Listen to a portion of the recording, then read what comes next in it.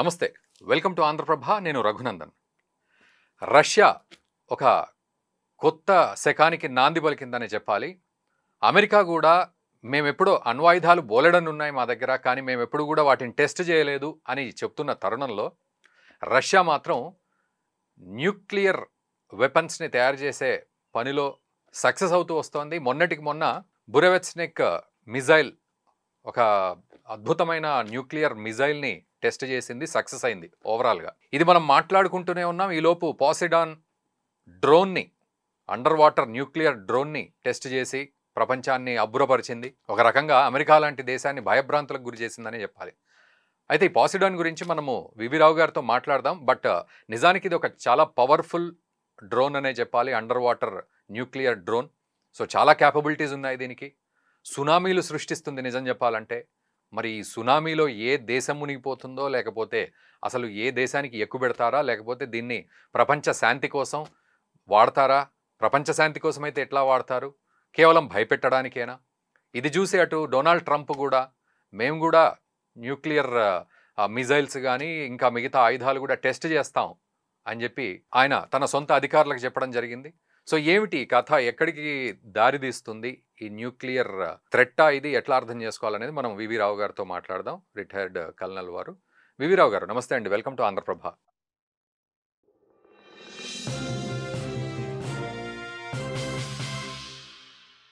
So situation చూస్తుంటే sir, అంటే కొంచెం న్యూక్లియర్ ఫేజ్లోకి వచ్చేసామా అనే డౌట్ వస్తుంది.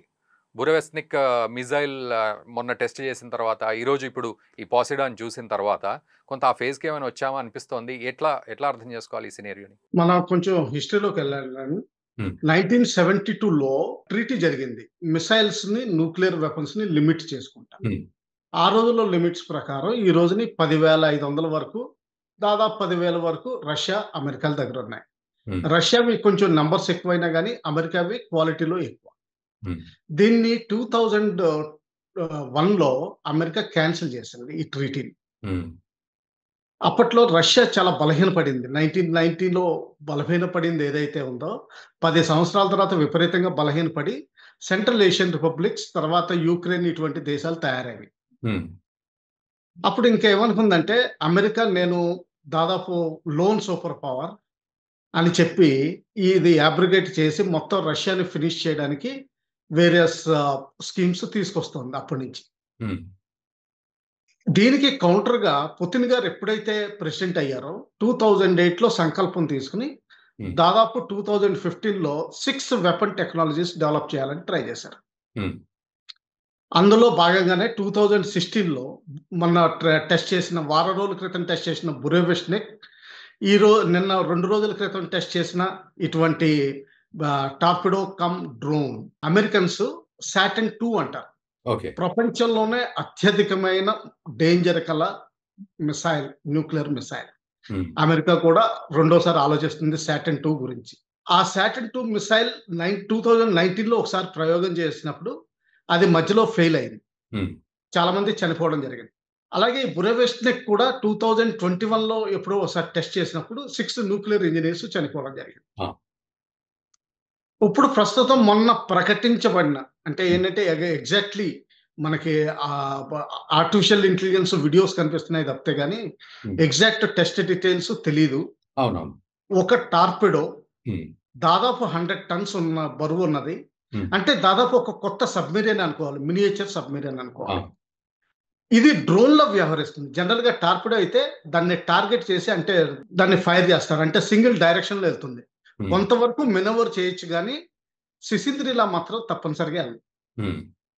ఈ మిసైల్ అయితే సముద్రంలో గర్భంలో 1 కిలోమీటర్ లోతులో ప్రయాణం చేసి దాదాపు 185 to 200 కిలోమీటర్స్ స్పీడ్ తోటి ప్రయాణం చేస్తా దాదాపు 10,000 కిలోమీటర్స్ రేంజ్ అంటున్నారు. అంటే ఏంటంటే సూపర్ కాంటినెంటల్ మిసైల్ అనుకోవచ్చు. కాకపోతే ఏంటంటే ఇది కేవలం సముద్రంలో తిరుగుతుంది. దీనిలో ఒకటి ఏంటంటే వాళ్ళకున్న కేపబిలిటీ ఏమంటున్నారంటే, ఇది ఒక కోస్టల్ ఏరియాని కానీ, ఒక కోస్టల్ సిటీని కానీ, లేకపోతే పెద్ద నేవల్ ఎస్టాబ్లిష్మెంట్ని కానీ మొత్తం ఫుల్ గా డ్యామేజ్ చేయగలం. గంటకు 200 కిలోమీటర్ల స్పీడ్ తోటి కూడా స్పీడ్ తోటి, అంటే చాలా స్లో స్పీడ్. కానీ దీనికి ఉన్నది ఏంటంటే మెనవరబిలిటీ, తర్వాత అన్లిమిటెడ్ రేంజ్. ఎందుకంటే nuclear war head 2 mega turns తో పాటు న్యూక్లియర్ రియాక్టర్ తోటి బేస్డ్ ఫ్యూయల్ సిస్టమ్. అది ఎగ్జాక్ట్ ఫ్యూయల్ సిస్టమ్ బురెవిస్నిక్ లో అయితే ఎలక్ట్రిక్ మోటార్ వాడారు, ఇందులో అయితే వాటర్ ప్రొపల్షన్ మోటార్ ఏదో వాడినట్టున్నారు. ఇటువంటి మిసైల్ తయారు చేసి అంటే దాన్ని హిందూ మహాసముద్రంలో ప్రయోగించి మన సౌత్ అమెరికా కానీ నార్త్ అమెరికా కానీ తీసుకెళ్లగలిగే క్షమత ఉంది దానికి. అండర్ వాటర్ 1 కిలోమీటర్ ఉంటుంది కాబట్టి 1 కిలోమీటర్ లోపలికి మన సిగ్నల్ కిరణాలు చొచ్చుకుపోలేవు. కేవలం వెరీ లో ఫ్రీక్వెన్సీ ఐ కిరణాలు మాత్రమే లోపలికి వెళ్తాయి. అంటే ఏంటంటే మామూలుగా ఉన్న టెస్ట్ మెటీరియల్స్ ఏవైతే ఉన్నాయో లేజర్స్ కానీ ఐఆర్ కానీ ఇటువంటి ఏవైనా సరే కిరణాలు ఎలక్ట్రోమాగ్నెటిక్ రేడియేషన్ అయితే దాన్ని డిటెక్ట్ చేయలేదు. తర్వాత ఇంకోటి ఏమవుతుందంటే దీనికి సునామీ క్రాస్ చేయాలి అంటే మీకు సిటీ మీద ఫైర్ చేయాల్సిన అవసరం లేదు.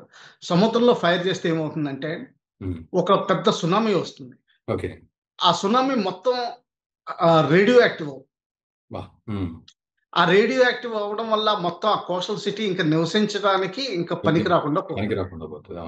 మనకు గుర్తుందో లేదో దివిసీమలో ఉప్పుని వచ్చినప్పుడు 1977లో అప్పుడు కూడా చాలా రూమర్స్ వచ్చినాయండి. అమెరికా హిందూ మహాసముద్రంలో టెస్ట్ చేసింది, దానివల్ల ఇది వచ్చిందని. అలాగే కొంతమంది ఫ్రాన్స్ బే ఆఫ్ బెంగాల్లో చేసిందని కూడా రిపోర్ట్స్ వచ్చింది. అవి ఎంతవరకు నిజమో తెలియదు కానీ కనీసం అంటే ఏంటంటే అటువంటి దివిసీమ లాంటి ఉప్పెన వచ్చే అవకాశాలు క్రియేట్ చేయగలిగే కెపాసిటీ దీనికి ఉంది. ఆ విధంగా మనం గుర్తుపెట్టుకోవాలి. ఓకే, అయితే ఇక్కడ సార్ ఇప్పుడు మీరు అన్నట్టు ఈ పోసిడాన్ ఇది టెస్ట్ చేసేటప్పుడు కూడా యుక్రెయిన్కి సంబంధించిన మీడియా వాళ్లను పిలిచారు, సో దట్ మీరు వెళ్ళి అక్కడ మా కెపాసిటీ కూడా చెప్పుకోవచ్చు అని వినబడుతోంది. సో ఏమిటి తన స్ట్రాటజీ ఏంటి, పుతిన్ స్ట్రాటజీ? ఏమని చెప్తున్నారంటే అండి, మీరు పుతిన్ గారు క్లారిటీ తోటి ట్రంప్ గారితోటి అలాస్కాలో కలిసినప్పటి నుంచి చెప్తున్నారు, నా conditions 3. First thing, Russia capture చేసిన ఏరియాస్ డొనాస్క్, లుహాన్స్క్, జపోరిషియా, క్రిమియా నా దగ్గర ఉండాలి. రెండవది, నాటోలో జాయిన్ అవ్వకూడదు యుక్రెయిన్. యూరోపియన్ యూనియన్ లో జాయిన్ అయితే మాకేమీ అంటే అభ్యంతరం లేదు, అది కేవలం కమర్షియల్ ఇంట్రెస్ట్ కాబట్టి. మూడవది ఏంటంటే అమెరికన్ మిసైల్స్ ఎప్పుడు అక్కడ పెట్టకూడదు. ఈ 3 కండిషన్స్ కి ఒప్పుకుంటే నేను మీటింగ్ వచ్చేస్తానని ఆయన చెప్తున్నారు. ఈ జెలెన్స్కీ గారికి ఏమైందంటే ట్రంప్ గారితో ఆయనకి క్లారిటీ వచ్చింది. ఆయన చెప్పారు, నీకు మిసైల్స్ ఇవ్వను, సపోర్ట్ ఇవ్వను, కానీ యూరోపియన్ యూనియన్ సపోర్ట్ ఇస్తోంది, ఫ్రాన్స్, ఇంగ్లాండ్, జర్మనీ ఎస్పెషల్లీ. ఇప్పుడు జెలెన్స్కీ గారికి ఏంటంటే ఆయన డెసిషన్ మేకింగ్ ఆల్రెడీ దాటిపోయారు. అంటే ఏంటంటే ఆయన విత్డ్రా చేసుకోలేకపోతున్నారు. ఆయన విత్డ్రా చేసుకోవాలంటే యూరోపియన్ యూనియన్ సపోర్ట్ మానేయాలి. ఆ రోజున ఈ చర్చలకు దిగుతారు. ఇప్పుడు వరకు యుద్ధం చేసి నేను వీటికి అగ్రీ చేస్తే నా మొత్తం పరుగు పోతుందని ఆయన అగ్రీ చేయట్లేదు. టర్కీలో పెట్టండి మీటింగు, ట్రంప్ గారితో పెట్టండి, ఎక్కడ పెట్టండి, ఫిన్లాండ్లో కానీ స్పెయిన్లో కానీ ఎక్కడ పెట్టండి, ఈ 3 అగ్రిమెంట్స్ కి రష్యాకి డిమాండ్స్ కి అగ్రీ చేసేంత వరకు జెలెన్స్కీని ఆయన కలవరు. ఇప్పుడు దీనివల్ల ఇప్పుడు ఈ మిసైల్స్ అనౌన్స్మెంట్ వల్ల ఇంకా క్లియర్ మెసేజ్ పంపిస్తున్నారు, నీకు ఇంకా దారి ఏది లేదు అని. అది కొంచెం జెలెన్స్కీ గారు పాత కామెడియన్, ఆయనకు అర్థం కాదు ఇటువంటి రాజనీతి, ఇటువంటి ఆయన అర్థమైతే చాలా మంచిది, యూరోపియన్ యూనియన్ కూడా అర్థమైతే చాలా మంచిది, ట్రంప్ గారికి మాత్రం అర్థమైంది. అయితే ఇక్కడ సార్ ఇప్పుడు ట్రంప్ తను కూడా ఇప్పుడు బురెవిస్నిక్ మిజైల్ టెస్ట్ అయిన తర్వాత ఇప్పుడు ఇవాళ తను మళ్ళీ అమెరికాకు వెళ్తూ కూడా మేము కూడా అణ్వాయుధాలు పరీక్షిస్తాము, చాలా సంవత్సరాల నుంచి చేయట్లేదు, ఇప్పుడు అన్ని దేశాలు చేస్తున్న క్రమానికి వచ్చేసాయి కాబట్టి మేము కూడా అని అంటున్నాడు. సో వాళ్ళ మినిస్ట్రీకి కూడా చెప్పారు అక్కడ. మరి ఇది ఎట్లా అర్థం చేసుకోవాలి? మొన్న ఇరాన్ మీద అటాక్ చేసి 2 నెలల క్రితం ఇరాన్ మీద అటాక్ చేసినప్పుడు అమెరికా తన పవర్ డెమాన్స్ట్రేట్ చేసింది. B2 బాంబుల్ని డైరెక్ట్ గా సెంట్రల్ అమెరికా నుంచి ఇరాన్ వరకు పంపించి అక్కడ ప్రెసిషన్ మిసైల్స్ ని ఫైర్ చేయగలిగే కెపాసిటీ మాకుందని. వాళ్ళు కూడా న్యూక్లియర్ వెపన్స్ 2001 ట్రీటీ అబ్రగేషన్ తర్వాత టెస్ట్ చేయలేదు కానీ డెవలప్ చేసుకుంటానే ఉన్నారు. రష్యా మాత్రం ఇప్పుడు అర్జెంట్ అయిందండి వాళ్ళకి డెమాన్స్ట్రేట్ చేయడం. ఎందుకు? యుక్రెయిన్ ని మోకాళ్ళ మీదకి తీసుకురావాలి. అందుకని వాళ్ళు అనౌన్స్మెంట్స్ చేస్తున్నారు. అమెరికాకి అవసరం లేదు, ఎందుకంటే ఆల్రెడీ ఇరాన్ మీద డెమాన్స్ట్రేషన్ చేశారు కాబట్టి. కానీ ఈ 3 డెమాన్స్ట్రేషన్స్ అంటే బ్యాలిస్టిక్ మిసైల్ ఒకటి, క్రూజ్ మిసైల్ ఒకటి, under water torpedo which is a drone which can act like a drone. Um, అది చేయడం వల్ల 3 బయటకు వచ్చినాయి. 3 technologies out of 6 technologies. Um, ఇంకా 3 టెక్నాలజీస్ మిగిలి ఉన్నాయి వాళ్ళ దగ్గర. ఓకే. రష్యా ఇంకా డెమాన్స్ట్రేట్ చేయాల్సింది. ఉమ్, దీనికి ధీటుగా ఇప్పుడు సడన్ గా వాళ్ళకు కూడా అనిపిస్తుంది మేము కూడా డెవలప్ చేయాలని. ఉమ్, కానీ రష్యాకి భయపడి కాదు, ఇది చైనాకి భయపడి. ఎందుకంటే ఇప్పుడు చైనాకి దాదాపు ఓన్లీ 800 న్యూక్లియర్ వెపన్స్ ఉన్నట్టు ప్రపంచంలో అనుకుంటున్నారు అందరూ. ఓకే. ఇప్పుడు ఫాస్ట్ గా ఈ గ్యాప్ ని బ్రిడ్జ్ చేయాలని చూస్తుంది. ఉమ్, అది 5 years లో 2034 లోపల 100% బ్రిడ్జ్ చేసేస్తుందని అందరూ అనుమానం. ఓకే. ఇప్పుడు ఈ రష్యాను చూసి చైనా కూడా నక్కవాత పెట్టుకుంటుంది. పులిని చూసి నక్కవాత పెట్టుకుంటుంది. ఉమ్, ఆ పెట్టుకోవడం వల్ల చైనా కూడా ఇటువంటి టెక్నాలజీ స్మగుల్ చేసో ఎలా చేసి చేయాలనుకుంటుంది. ఉమ్, దీనికి ధీటుగా ముందరే మేము డెమాన్స్ట్రేట్ చేసి మా సుపీరియర్ టెక్నాలజీ ప్రూవ్ చేసుకోవాలనుకుంటున్నామని ట్రంప్ గారు ఆలోచన. ఓకే. మన భారత్ నేర్చుకోవాల్సింది ఏంటంటే ఆ, న్యూక్లియర్ రియాక్టర్ మినియేచరైజేషన్ దాదాపు అంత ముందున్న న్యూక్లియర్ రియాక్టర్ లో 100% అంటే ఓన్లీ 1% స్టేజ్ తీసుకొచ్చామంటున్నారు. అంటే ఆ సైజ్ కి ఉమ్, అంటే ఒక అంత చిన్నగా చేయగలిగారు. ఓకే. మన ఇండియా కూడా ఎయిర్ క్రాఫ్ట్ క్యారియర్స్ లోను, న్యూక్లియర్ సబ్మెరీన్స్ లోను, డిస్ట్రాయర్స్ వీటిలో కూడా వాడే విధంగా మినీ న్యూక్లియర్ రియాక్టర్స్ డెవలప్ చేయాల్సిన అవసరం ఎంతో ఉంది. ఎందుకంటే మనం చేయకపోతే చైనా లాగా చేస్తుంది. ఇప్పుడు బురెవెస్నిక్ మిజైల్ అద్భుతంగా ఉంది. సో మనం S-400 S-500 లాగా ఇలాంటి మిజైల్స్ కానీ ఇప్పుడు మీరు చెప్పిన ఈ డ్రోన్ ని పాసిడాన్ని కానీ కొనుక్కునే అవకాశాలు ఉంటాయా? ఇది లేదండి. ఏంటంటే న్యూక్లియర్ అగ్రిమెంట్స్ ప్రకారం న్యూక్లియర్ దేశాలు ఎవరి దగ్గర అయితే ఉన్నాయో వాటి ప్రొలిఫరేషన్ రూల్స్ ప్రకారం ఎక్స్పోర్ట్ చేయడానికి లేదు. లేదు. ఓకే. లేకపోతే పాకిస్తాన్ ఎప్పుడు అమ్ముకుని డబ్బులు చేసేది. వాళ్ళకున్న యాక్చువల్ గా కొంతమంది అంటున్నారు ఆల్రెడీ అమెరికాకి అమ్మేశారు కూడా అని కొన్ని రూమర్స్ నడుస్తున్నాయి. సో ఈవెన్ నాలెడ్జ్ ట్రాన్స్ఫర్ కూడా ఉండదా సార్? నాలెడ్జ్ ట్రాన్స్ఫర్ కూడా చేయడానికి లేదు.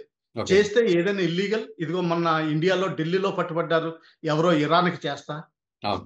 అంతకుముందు పాకిస్తాన్ లో స్వీడన్ నుంచి తీసుకొచ్చి ఆయన న్యూక్లియర్ వెపన్ డెవలప్ చేశాడు. కానీ అతనికి కూడా అందలేదు పూర్తిగా టెక్నాలజీ.